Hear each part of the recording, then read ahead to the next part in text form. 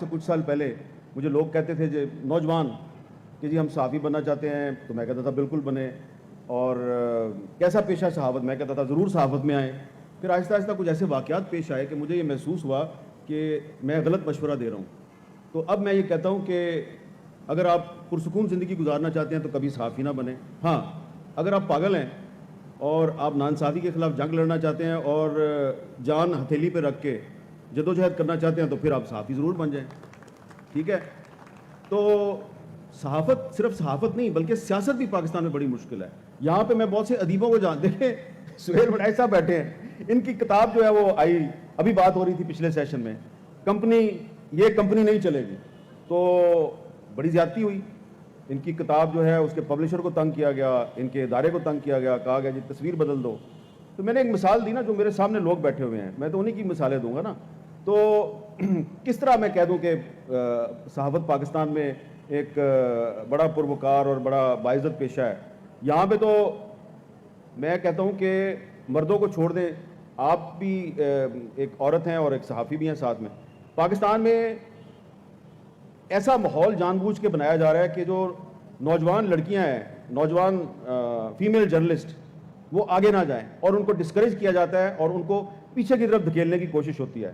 حالانکہ میں اخبار کا ایڈیٹر بھی رہا ہوں، میں نے ٹی وی چینل جو ہے اس کی لانچنگ سے لے کے اب تک میرا اس میں کردار رہا ہے. میں سمجھتا ہوں کہ مردوں کی نسبت پاکستان کی جو خواتین ہیں وہ زیادہ اچھی صحافی ہوتی ہیں. اور ایک خاتون جب آپ کے نیوز روم میں آ جاتی ہے نا، صرف ایک خاتون، تو آپ کے پورے نیوز روم کا ماحول ٹھیک ہو جاتا ہے. میں نے ایک دفعہ ایک نوجوان صحافی تھی، میں نے اس کو کرائم رپورٹر بنا دیا، کیونکہ خواتین سے کرائم کی بیٹ نہیں لی جاتی. خواتین سے کون سی بیٹ لیتے ہیں؟ ان کو کون سی بیٹ دیتے ہیں؟ ہیلتھ کی دے دی، ایجوکیشن کی دے دی. اور اگر افسا کومل جو ہے وہ اینکر بن جائے تو کہتے ہیں دیکھیں نا، یہ تو نیوز ریڈر تھی، اس کو کیوں اینکر بنا دیا؟ تو بہت سے نیوز اینکر جو ہیں وہ پروگرام اینکر بنے، ان پر تو نہیں سوال اٹھاتے، لیکن ایک خاتون بن جائے تو اس پہ سوال اٹھا دیتے ہیں. میں نے ایک نوجوان لڑکی کو کرائم رپورٹر بنا دیا.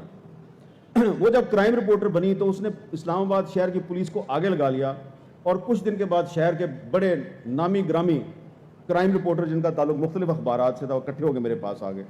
اور ساتھ میں صحافیوں کے ایک لیڈر بھی میرے ساتھ ان کے ساتھ آ گئے، وہ بھی کرائم رپورٹر تھے. انہوں نے کہا جی آپ کی مہربانی، یہ اس بچی کا نام لیا، اس کو کرائم کی بیٹ سے ہٹائیں، اس کو کوئی ہیلتھ کی ایجوکیشن کی بیٹ دے دیں.